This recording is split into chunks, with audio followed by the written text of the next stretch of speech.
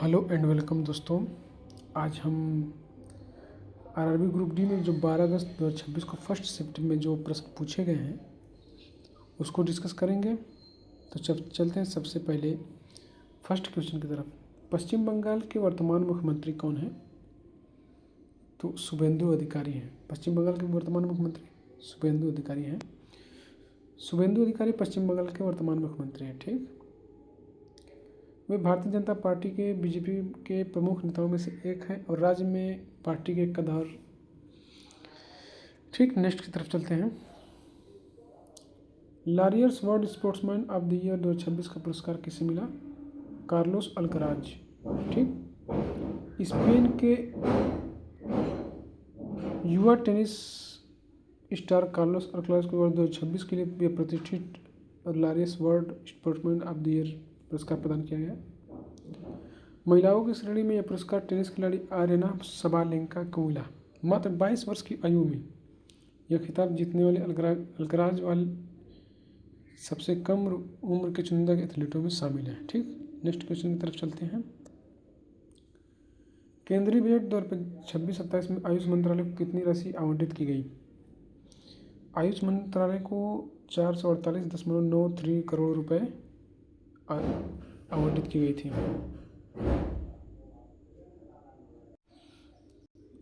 Budget में पारंपरिक चिकित्सा प्रणालियों आयुर्वेद, योग, यूनानी, सिद्ध, होम्योपैथी को बढ़ावा देने के लिए विशेष वित्तीय प्रावधान किए गए हैं। ठीक है दोस्तों, क्वेश्चन नंबर 4 की तरफ चलते हैं। आरबीआई द्वारा वित्तीय साक्षरता सप्ताह 2026 कब आयोजित किया गया? 9 फरवरी से 13 फरवरी 2026 तक आयोजित किया गया था। यह भारतीय रिजर्व बैंक आरबीआई द्वारा हर साल वित्तीय जागरूकता फैलाने के लिए यह सप्ताह आयोजित किया जाता है। ठीक, 2026 के वित्तीय साक्षरता सप्ताह की मुख्य थीम क्या थी? केवाईसी, सुरक्षित बैंकिंग की ओर पहला कदम, know your first step to share banking. ठीक, क्वेश्चन नंबर 5। अंतर्राष्ट्रीय अंतरिक्ष स्टेशन में 4 यात्रियों को किस एजेंसी ने भेजा था? तो 4 यात्रियों को नासा, स्पेस एक्स मिलकर, ये जो एलन मस्क की कंपनी है, ये दोनों मिलके एक साथ 4 यात्रियों को भेजा था। अंतरिक्ष यात्रियों को पृथ्वी की निचली कक्षा में स्थित इंटरनेशनल स्पेस स्टेशन ISS तक पहुंचाने के लिए अमेरिकी अंतरिक्ष एजेंसी नासा और निजी अंतरिक्ष कंपनी स्पेस एक्स ने संयुक्त रूप से क्रू मिशन संचालित किया। स्पेस एक्स के रियूजेबल फाल्कन 9 रॉकेट और क्रू ड्रैगन अंतरिक्ष यान का उपयोग इस प्रकार अभियानों में नियमित रूप से किया जाता है। ठीक है, ये एक्स्ट्रा फैक्ट आपको एग्ज़ाम में आएगा, बहुत ही इम्पॉर्टेंट है। और हाँ, चैनल को सब्सक्राइब कर लीजिए, बेल आइकन को भी प्रेस कर दीजिए, क्योंकि हाँ, इस वीडियो को लाइक भी कर दीजिए और एक प्यारा सा कमेंट भी करना है आप लोगों को। ठीक है, जिसका भी पेपर आज हुआ था वो अपने प्रश्नों को मिला सकता है और कुछ प्रश्न रिपीट भी हो रहे हैं। जैसे फर्स्ट क्वेश्चन इसमें पूछा गया था पश्चिम बंगाल के मुख्यमंत्री के बारे में, तो जो नए नए मुख्यमंत्री बने उनके बारे में पूछा जा रहा है, तो सभी मुख्यमंत्रियों को और राज्यपाल को एक बार देख लेना चाहिए सभी लोगों को। ठीक है, क्वेश्चन नंबर 6। उत्तर प्रदेश का कौन सा अभ्यारण्य हाल ही में रामसर स्थल स्थापित घोषित हुआ है? पटना पक्षी अभ्यारण्य। ठीक है, नेक्स्ट। उत्तर प्रदेश के एटा जिले में स्थित पटना पक्षी अभ्यारण्य को अंतर्राष्ट्रीय महत्व की आर्द्र भूमि के रूप में मान्यता दी गई है। रामसर कन्वेंशन अंतर्राष्ट्रीय स्तर पर नम भूमि के संरक्षण के लिए एक संधि है और वर्तमान में रामसर स्थलों की संख्या लगातार वृद्धि हो रही है। ठीक, नेक्स्ट तरफ चलते हैं। समीर किस मंत्रालय के तहत कार्य करता है? इलेक्ट्रॉनिक्स और सूचना प्रौद्योगिकी मंत्रालय के तहत कार्य करता है समीर का फुल फॉर्म क्या है? Society of applied microwave electronics engineering and research, मतलब एक अनुसंधान एवं विकास संस्थान है। यह संस्थान मुख्य रूप से microwave engineering, radar, communication system और विद्युत चुम्बकीय प्रणालियों के क्षेत्र में उन्नत तकनीक विकसित करने का कार्य करता है। ठीक है, तो ये सभी प्रश्न बहुत ही इम्पोर्टेंट हैं। नेक्स्ट की तरफ चलते हैं। केंद्रीय बजट 2026 में आईआईटी और आईआईएम के लिए कितनी राशि आवंटित हुई है? आईआईटी के लिए 12,123 करोड़ रुपए और आईआईएम के लिए 2,922 करोड़ रुपए आवंटित हुई है पूरा। ठीक। देश के शीर्ष तकनीकी और प्रबंधन संस्थानों को मजबूत करने के लिए सरकार ने बजट में पर्याप्त वित्तीय सहायता दी है। उच्च शिक्षा, बुनियादी ढांचे, अनुसंधान और विकास को बढ़ावा देने के उद्देश्य से आवंटन किया गया है ताकि छात्रों को वैश्विक स्तर पर सुविधाएं मिल सकें। ठीक है। क्वेश्चन नंबर 9 की तरफ चलते हैं। सीबीआई द्वारा कौन सा नया साइबर अपराध डैशबोर्ड लॉन्च किया गया है? S4C डैशबोर्ड लॉन्च किया गया है। ठीक। सीबीआई ने साइबर अपराधों से अधिक प्रभावी ढंग से निपटने के और डेटा समन्वय के लिए इस डिजिटल डैशबोर्ड की शुरुआत की है। यह टूल विभिन्न राज्यों की कानून प्रवर्तन एजेंसियों को विभिन्न धोखाधड़ी और संगठित साइबर सिंडिकेट पर नजर रखने में मदद करता है। ठीक है। चलते हैं क्वेश्चन नंबर 10 की तरफ।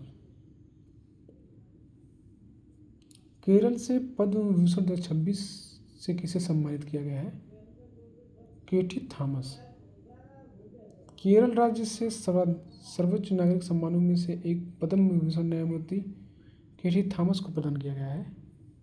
भारतीय न्यायपालिका के एक प्रतिष्ठित व्यक्तित्व रहे हैं जिन्हें सार्वजनिक मामलों और न्याय क्षेत्र में उनके अमूल्य योगदान के लिए सम्मान मिला है। ठीक है। नेक्स्ट की तरफ चलते हैं। आईआईटी रुड़की द्वारा किस पहल के तहत साइकिलिंग कार्यक्रम आयोजित किया गया है? Fit India Sunday on cycle. स्वास्थ्य और फिटनेस के प्रति जागरूकता को बढ़ाने के लिए आईआईटी रुड़की परिसर में साइकिलिंग अभियान का आयोजन किया गया। आयोजन केंद्र सरकार के फिट इंडिया मूवमेंट अभियान का ही एक हिस्सा है जिसका उद्देश्य युवाओं और नागरिकों को शारीरिक रूप से सक्रिय रखना है। ठीक है दोस्तों। नेक्स्ट क्वेश्चन की तरफ चलते हैं। जनजातीय गौरव पुस्तक किसने प्रकाशित की है? जनजातीय गौरव पुस्तक को इंदिरा गांधी राष्ट्रीय कला केंद्र ने प्रकाशित की है। इसके बारे में जान लेते हैं।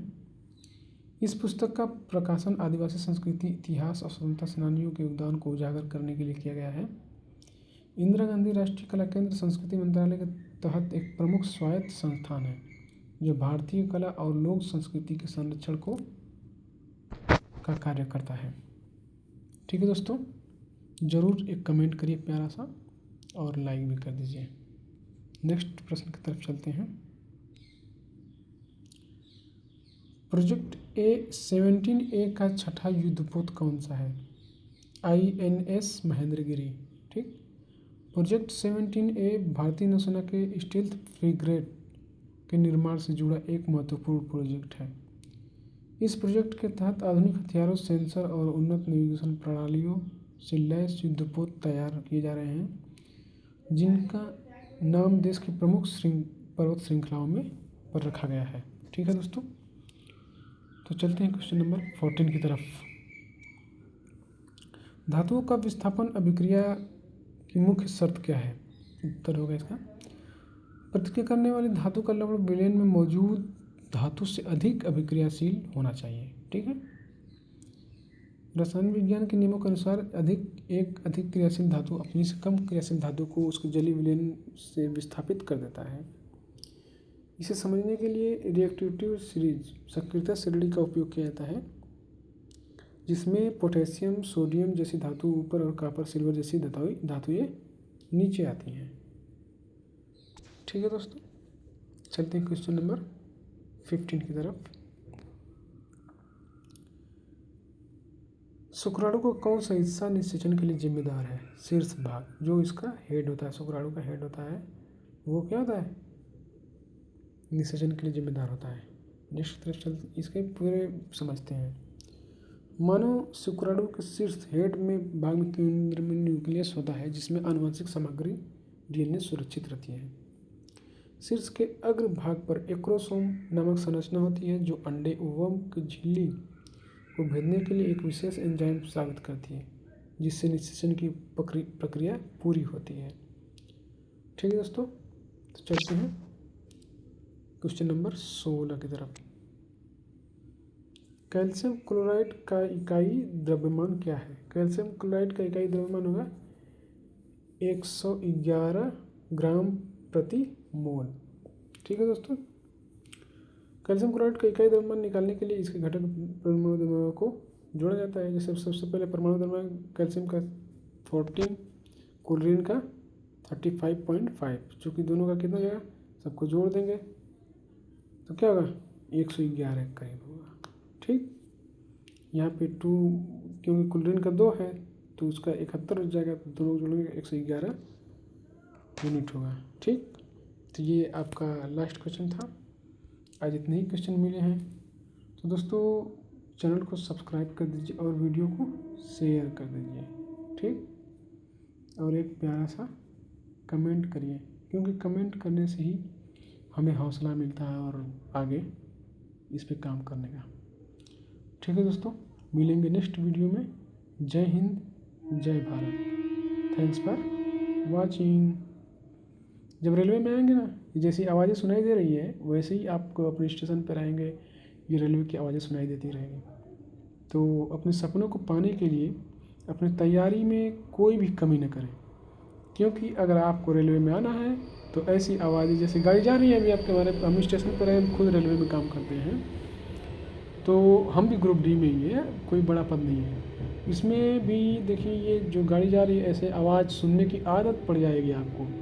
मैं जब पहली बार आया तो मुझे रात में नींद नहीं आती थी।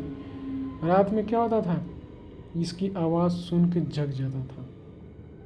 ठीक है दोस्तों, मिलेंगे नेक्स्ट वीडियो में। जय हिंद, जय भारत।